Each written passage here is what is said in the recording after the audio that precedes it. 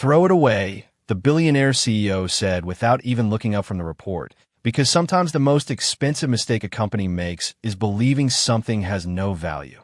No one in the massive research facility questioned Victoria Hayes. At 38, she had transformed Hayes Mobility into one of America's fastest-growing engineering giants, and every decision she made was treated like gospel.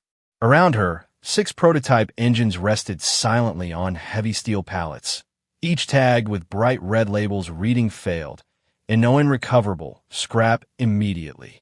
Months of testing, millions of dollars in development, and countless hours of work had ended with those 3 humiliating words. Engineers exchanged disappointed glances, accountants quietly approved the write-off, and the logistics supervisor began arranging transportation to a recycling yard outside Columbus, Ohio. To everyone inside the building, the story was already over. But sometimes the world quietly hides its greatest miracles inside things everyone else has stopped believing in. Nearly 30 miles away, Ethan Carter tightened the final bolt on an aging pickup truck parked outside his modest repair garage. The faded wooden sign above the shop simply read Carter Auto Repair, its paint peeling after years beneath harsh Ohio winters and humid summers. Business had never been easy since Ethan lost his wife 7 years earlier. Every morning began before sunrise. Every dollar was carefully counted, and every evening ended with grease beneath his fingernails and a smile reserved only for the one person who mattered most. His 12-year-old daughter, Lily, sat inside the office finishing her summer science homework while quietly sketching engines in the margins of her notebook. She had inherited her father's patient eyes and endless curiosity. "Dad," she called through the open doorway, "do machines ever get tired?" Ethan smiled without lifting his head. "No, sweetheart. People give up on machines long before machines give up on themselves." Lily thought about that answer for a moment before returning to her drawing. Ethan did not know that across town, 6 forgotten engines were already beginning the journey that would change both of their lives forever.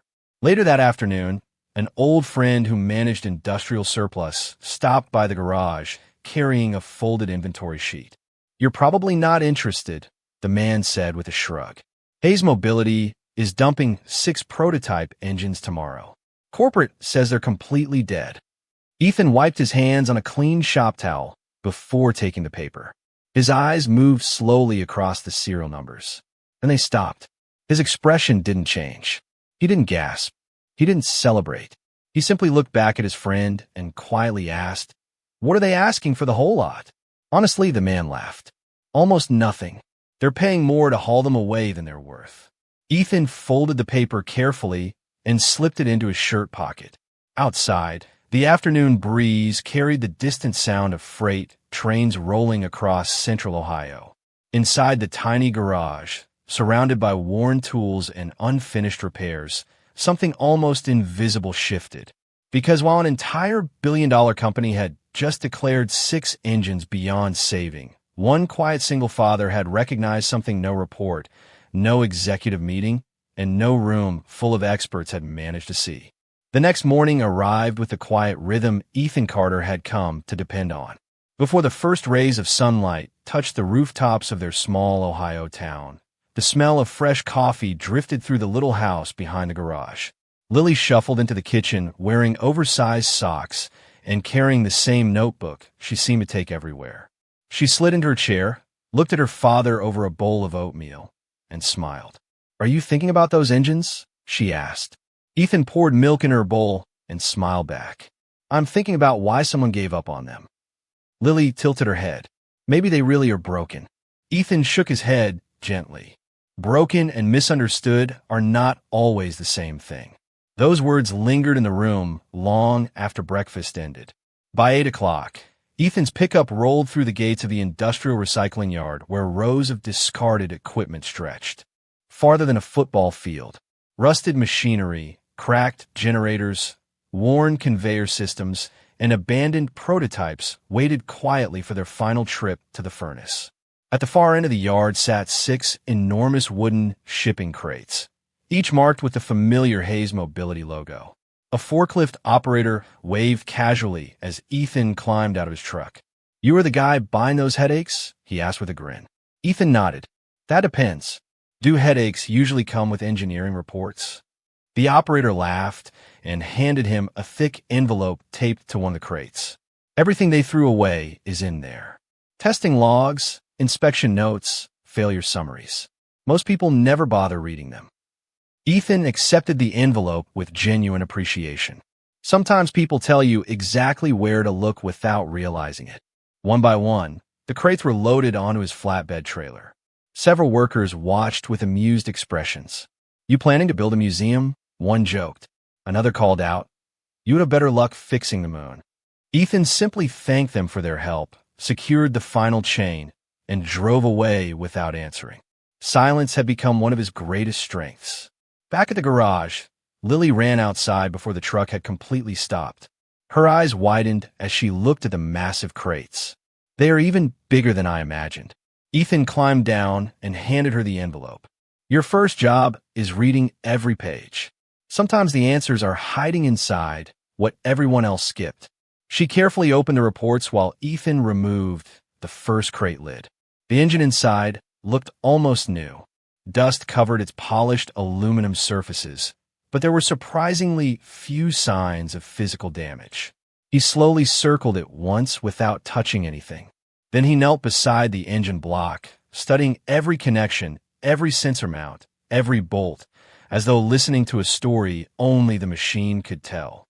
Lily looked up from the paperwork. "Dad, every report says catastrophic failure." Ethan remained quiet for several seconds before reaching into his toolbox and pulling out a flashlight instead of a wrench. He examined one small section near the fuel delivery system, then another beneath the intake assembly. Finally, a faint smile appeared. It was not the smile of someone who had solved the mystery. It was the smile of someone who had just realized the mystery everyone else believed was never the real problem at all. For the next 3 days, the garage remained unusually quiet. Customers still came and went with flat tires, worn brakes, and engines that needed ordinary repairs, but every free moment Ethan returned to the first prototype. He never rushed. He never assumed. He believed machines deserved the same respect people did. If you listened carefully enough, they always explained what had gone wrong. Lily noticed something unusual. Her father had not picked up a single replacement part. He had not ordered expensive components or searched online catalogs.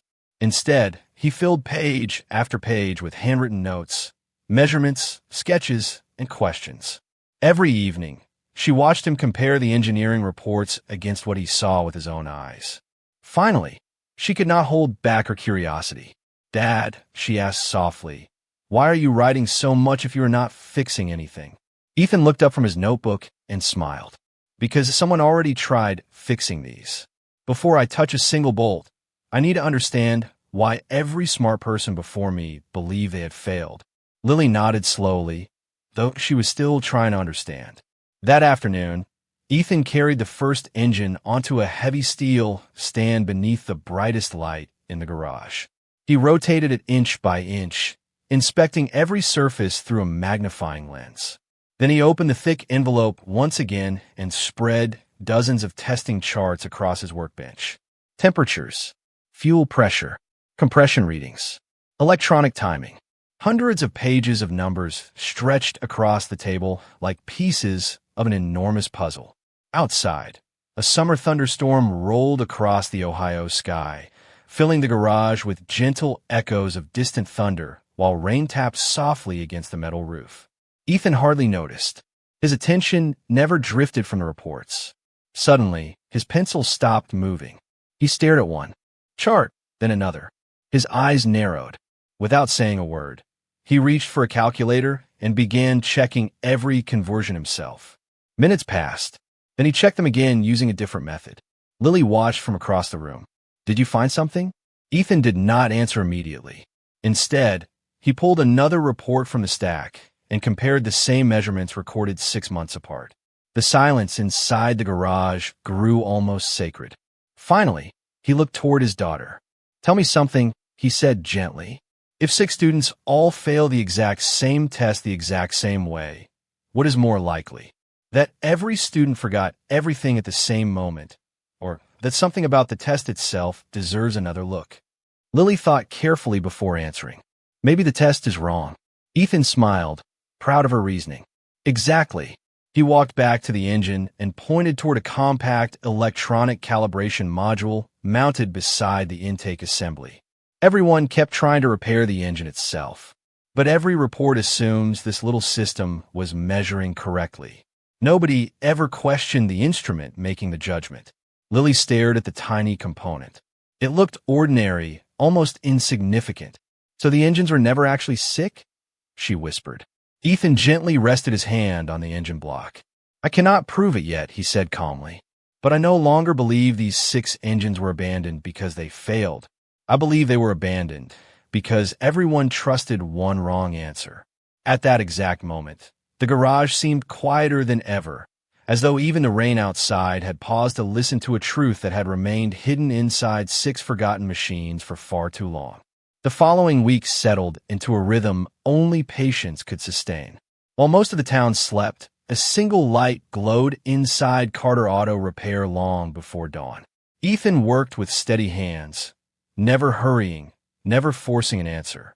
Lily often woke to the soft hum of measuring equipment instead of an alarm clock. She would quietly carry 2 mugs of hot chocolate into the garage and find her father surrounded by notebooks, diagrams, and carefully labeled parts laid across spotless work tables. Nothing was scattered. Every washer, every sensor, every wire had its place. To Ethan, organization was another form of respect. Good morning, Lily whispered one chilly morning. Ethan smiled without looking away from the calibration module resting beneath a magnifying lamp. Morning, sweetheart. Ready to help me prove that 6 smart teams can all make the same wrong assumption? She grinned. Always. Their work became a quiet partnership. Lily entered measurements into a laptop while Ethan recalibrated instruments that had not been touched in years. Instead of replacing expensive components, he built small testing fixtures from spare aluminum and simple hand tools already sitting in his garage. Each experiment answered one question while creating 2 more. Sometimes an entire afternoon ended with nothing more than a single sentence written inside Ethan's notebook. Still, he never complained. Progress, he told Lily one evening, is not measured by how fast you move. It is measured by how honestly you learn. Outside, summer slowly gave way to cooler evenings. The windows fogged from the warmth inside the garage while crickets filled the darkness beyond the open doors. One by one, the 6 engines were carefully inspected. Every result pointed toward the same quiet conclusion. Their mechanical hearts remained remarkably healthy. The failure existed somewhere else. On the 10th night, Ethan finally disconnected the original calibration module from the first engine and connected a custom testing system he had assembled from older laboratory equipment purchased years earlier at an estate sale. Lily stood beside him, holding her breath. Ethan checked every connection twice, then a 3rd time.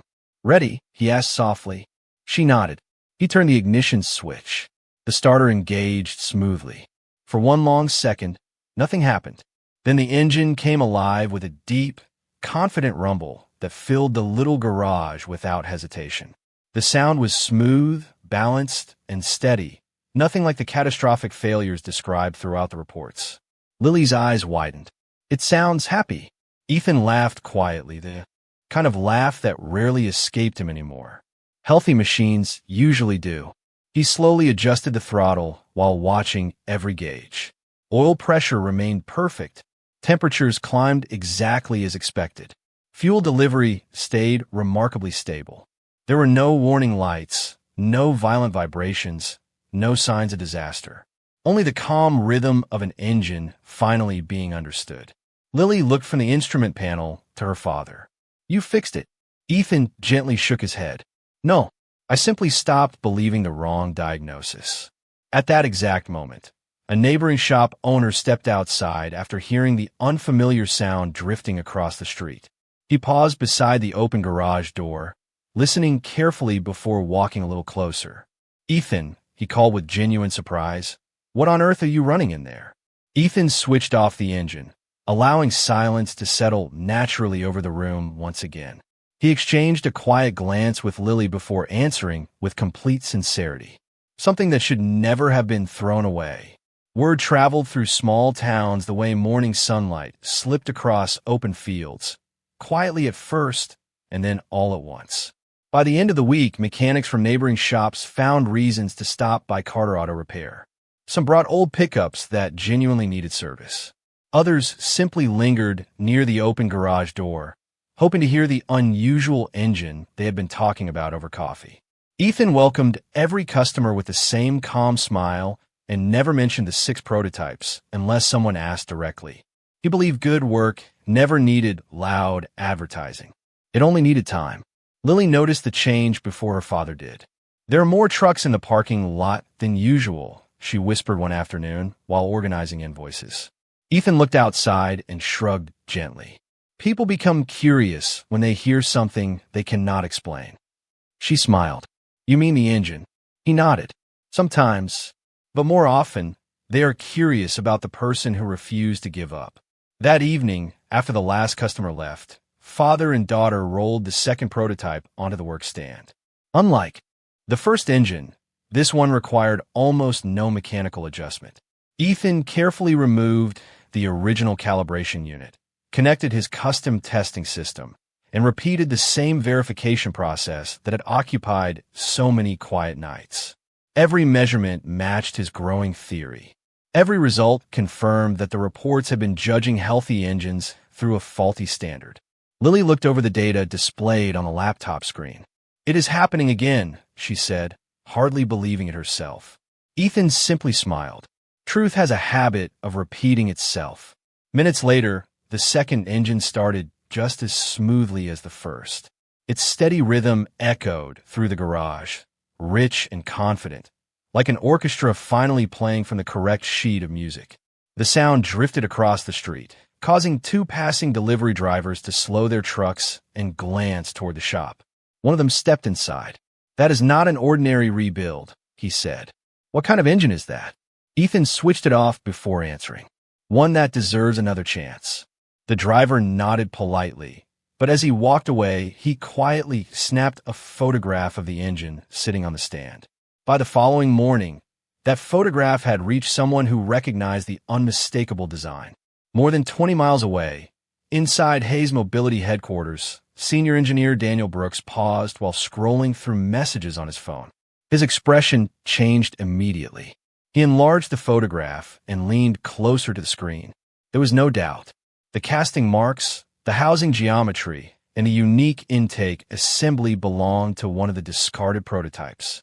He stood so quickly that his chair rolled backward across the polished floor. "That cannot be possible," he whispered.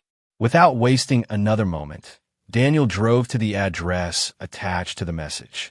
Late that afternoon, his sedan quietly pulled into the gravel parking lot outside Carter Auto Repair. Through the open garage door, he saw Ethan adjusting instruments beside 2 immaculate prototype engines. Daniel remained frozen for several seconds, listening to the peaceful conversation between father and daughter. Then his eyes settled on the handwritten notebooks covering the workbench. Hundreds of pages of calculations, diagrams, and observations filled every available space. In that instant, Daniel realized something that made his heartbeat quicken. The engines had not been repaired by luck. They had been understood. And somewhere inside Hayes Mobility, a mistake far greater than 6 discarded prototypes was still waiting for someone powerful enough to admit it. Daniel Brooks introduced himself with the quiet confidence of someone who had spent his entire career solving engineering problems. "My name is Daniel," he said as he extended his hand. "I worked on these prototypes before they were retired." Ethan shook his hand warmly. "Then you probably know them better than anyone." Daniel looked at the 2 engines resting on their stands and slowly shook his head. "That is exactly what worries me. I thought I did." Lily offered him a bottle of water while Ethan cleared a space on the workbench. There was no tension inside the garage, only genuine curiosity. Daniel walked around the first engine twice before kneeling beside the calibration system Ethan had assembled. He examined every cable, every sensor, and every handwritten label. You built this yourself? He asked. Ethan nodded. Mostly from equipment other people considered outdated. Daniel smiled faintly. It appears outdated equipment can still discover new truths. Ethan laughed softly. Sometimes older tools ask better questions. For the next hour, Daniel reviewed Ethan's notebooks page by page. Every calculation was documented. Every measurement could be repeated. Every assumption had been tested instead of accepted. As an engineer, he recognized something deeply familiar. This was not guesswork. This was disciplined thinking. Finally, Ethan invited him to observe a complete demonstration. Together, they connected the third prototype to the custom calibration system. Lily monitored the laptop, while Ethan carefully verified each setting one final time. Daniel watched every movement without interrupting. Ready? Ethan asked. Daniel nodded. The engine started almost instantly, settling into a smooth, balanced rhythm that filled the garage with steady confidence. Daniel stared silently at the instrument panel. Oil pressure remained stable. Fuel delivery was precise. Temperature climbed exactly within specification. The vibration readings stayed well below the limits recorded in the original factory reports. He checked the numbers twice, then reached into his briefcase and connected one of Hayes Mobility's own diagnostic devices. The readings matched perfectly. Daniel slowly removed his glasses and looked back at Ethan. "This is impossible," he whispered. Ethan gently corrected him. "No, it was simply overlooked." Those words stayed with Daniel long after the engine was switched off. He returned to headquarters before sunset, carrying copies of Ethan's measurements and several photographs of the calibration process. Inside the executive conference room, Victoria Hayes listened patiently as Daniel explained everything he had witnessed. She folded her hands across the polished table and remained expressionless. "You are telling me," she said calmly, "that a neighborhood mechanic succeeded where an entire research division failed." Daniel chose his words carefully. "I'm telling you that he questioned an assumption the rest of us never thought to challenge." Victoria looked toward the engineering director. "Could this be staged?" The director slowly shook his head. "If those measurements are authentic, then we need to verify them immediately." Victoria stood and walked toward the floor-to-ceiling windows overlooking the campus she had spent years building. Success had taught her to trust evidence above emotion. Yet the evidence now pointed somewhere she had never expected. After several quiet moments, she turned back toward the room. "Arrange a visit first thing tomorrow morning," she said. "I want our senior engineering team there. If those engines truly perform the way Daniel claims, then we are not investigating a repaired prototype. We are investigating a decision that may have cost this company far more than anyone has realized." Outside, the evening sun disappeared below the Ohio horizon, while Ethan locked his little garage, completely unaware that the people who had once dismissed 6 forgotten engines were finally on their way to discover the quiet truth waiting behind his modest workshop doors. The next morning, Carter Auto Repair looked exactly as it always had. The gravel parking lot was still uneven. The faded sign still creaked gently in the breeze. The smell of motor oil and fresh coffee still drifted through the open garage door. Ethan believed that success should never change the way a person greeted an ordinary day. He was replacing brake pads on an old family sedan when 3 black company vehicles slowly turned into the lot. Lily glanced through the office window and quietly counted. "Dad," she said, "I think they are here." Ethan wiped his hands with a clean shop towel before walking outside. Victoria Hayes stepped out first, dressed in a simple navy business suit that reflected professionalism more than luxury. Behind her came Daniel Brooks and 4 senior engineers carrying laptops, diagnostic equipment, and sealed instrument cases. Ethan smiled politely. "Good morning. Welcome to my garage." Victoria extended her hand. "Thank you for allowing us to visit." Ethan shook it without hesitation. Everyone deserves the chance to ask questions. The engineers immediately focused on the prototypes resting inside the garage. Some photographed every angle, while others connected precision measuring equipment to the engines. Nobody spoke very much. The atmosphere felt less like an inspection and more like a classroom where everyone hoped to discover something they had somehow missed. Victoria quietly observed Ethan instead of the machines. There was nothing theatrical about him. No attempt to impress. No excitement over having important visitors. He simply answered every question with calm honesty. "Did you replace the internal assemblies?" one engineer asked. "No, Ethan replied. "Did you machine new cylinder heads?" "No." "Did you redesign the combustion chambers?" Ethan smiled gently. "No, I only corrected the information the engines were receiving." The engineering team exchanged uncertain glances. Daniel looked toward Victoria. "This is exactly what I tried to explain." Ethan invited everyone closer to the third prototype. "Before we start," he said, "I would like each of you to use your own equipment. Trust your own measurements, not mine." One by one, the engineers connected their diagnostic systems. Every instrument produced nearly identical readings. Calibration remained stable. Fuel mapping responded perfectly. Temperature curves matched design expectations. Finally, Ethan reached for the ignition switch. "Whenever you are ready." Victoria nodded silently. The engine started immediately. A smooth, confident rumble filled the garage, steady enough that a nickel placed upright on the engine housing barely trembled. Nobody moved. One engineer slowly checked his monitor again. Another repeated the vibration analysis from the beginning. A third quietly recalculated fuel efficiency estimates. Every result pointed toward the same unavoidable conclusion. The prototype had never suffered the catastrophic mechanical failure described in the original reports. It had simply been evaluated through a flawed calibration process that nobody had questioned. Victoria stepped closer to the engine, listening carefully as though hearing it for the first time. "So all of this," she asked softly, "was hidden behind one incorrect assumption?" Ethan nodded. Sometimes the smallest mistake creates the biggest illusion. Once people believe the conclusion, they stop examining the evidence.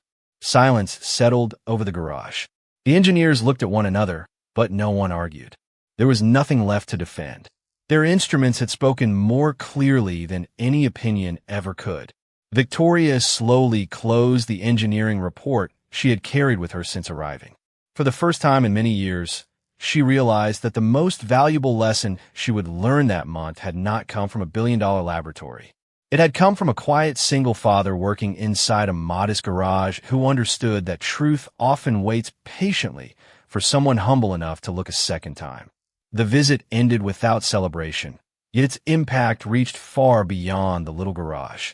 By the following Monday morning, every major conference room inside Hayes Mobility buzzed with urgent conversations. Independent laboratories had completed their evaluations. Outside consultants had reviewed Ethan's documentation, and every conclusion pointed in the same direction. The 6 prototypes were not worthless machines. Properly calibrated, they exceeded several of the company's original performance targets. News of the discovery quietly spread through the engineering community, and it did not take long before companies with advanced manufacturing programs began making inquiries. One Wednesday afternoon, Victoria Hayes received a confidential proposal from an American aerospace technology firm that had been searching for a high-efficiency engine platform for an experimental project. Their representatives requested private testing on all 6 prototypes. Victoria insisted that Ethan attend every demonstration. "These engines deserve to be represented by the person who understood them," she said. Ethan accepted only after arranging for Lily to spend the afternoon with a trusted neighbor after school.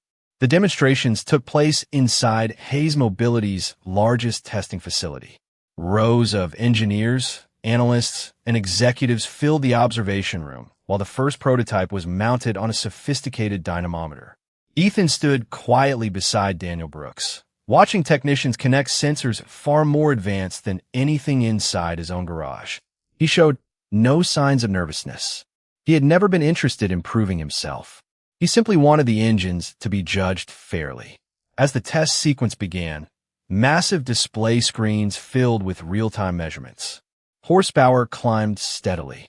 Fuel consumption remained remarkably efficient. Thermal stability stayed well within expected limits. Every benchmark that had once been marked impossible now appeared in green across the monitors. Nobody applauded. Nobody interrupted. They simply watched the numbers continue to outperform expectations. After the final engine completed its evaluation, the visiting executives requested a short private meeting. Less than an hour later, everyone returned to the conference room. The lead representative placed a single folder on the polished table before Victoria.